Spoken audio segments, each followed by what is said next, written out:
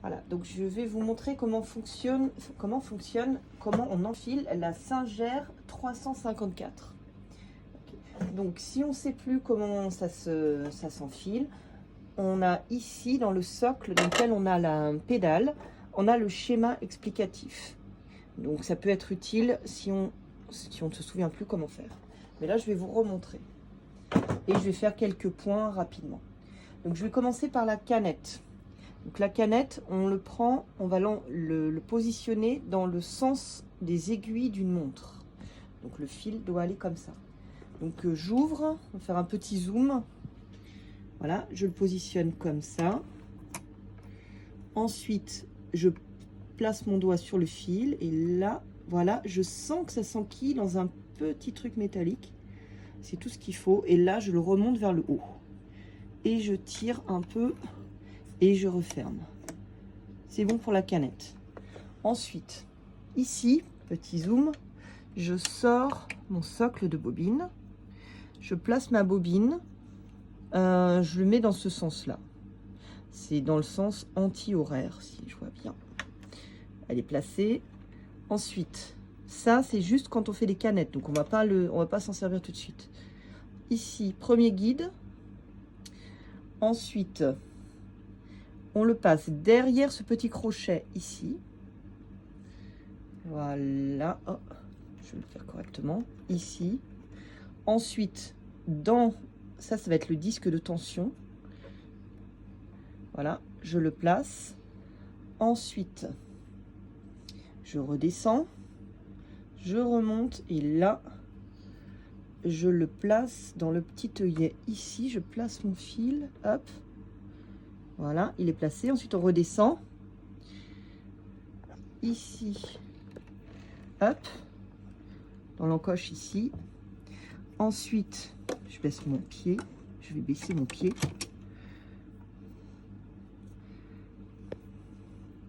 J'enfile mon aiguille ici. Voilà. Avant-dernière chose, ici dans l'encoche. Je tire, je lève mon pied et là, je place mon fil ici. Ici, je suis prête à coudre. Donc là, il est enfilé. Donc ici, je montre vite fait les boutons. Je mets la tension sur 3. Ici, quand je veux faire un point droit, je me place ici. Ici, du coup, ça compte plus. Ça va plus être pris en compte. Là, je mets mon aiguille au milieu. Ma longueur du point, je la mets, mettons, à 3. 2,5, 3. Et là, je vais montrer comment je fais mon point droit. Donc, je soulève. Hop. Je place. Pédale. C'est parti. Première ligne. Retour arrière en appuyant sur ce bouton. Là, c'est reparti. Voilà. Donc là, je vais l'arrêter. On va faire d'abord lever l'aiguille, lever le pied, sortir. Je n'ai pas fait de point arrière, donc c'est évidemment pas sécurisé. Voilà. Et donc, on a un joli point. Enfin, ça va. Il est correct. On ne voit pas très bien derrière puisque j'ai pas utilisé... j'ai utilisé un tissu comme ça. Voilà, mais le point est correct. Je montre vite fait un petit zigzag. Donc, je baisse mon pied. Je me place sur l'option grand zigzag. C'est plus facile pour pouvoir faire, par exemple, un surfilage. Ici, je suis dans cette option-là, surfiler. Aiguille au milieu. Je veux que ce soit assez serré. Donc, je vais mettre sur 4, je crois.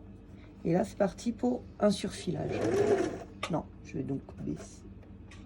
Ça va être beaucoup plus serré. Voilà. Je le relève. Hop. Et voilà mon zigzag qui est quand même correct. Qui est pas mal.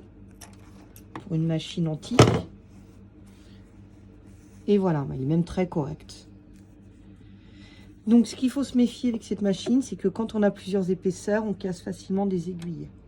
Donc, faut vraiment faire très gaffe et ralentir sur les épaisseurs. Mais sinon, le point est correct et ça permet de... Quand elle marche bien, ça dépanne pour faire des petits travaux de couture.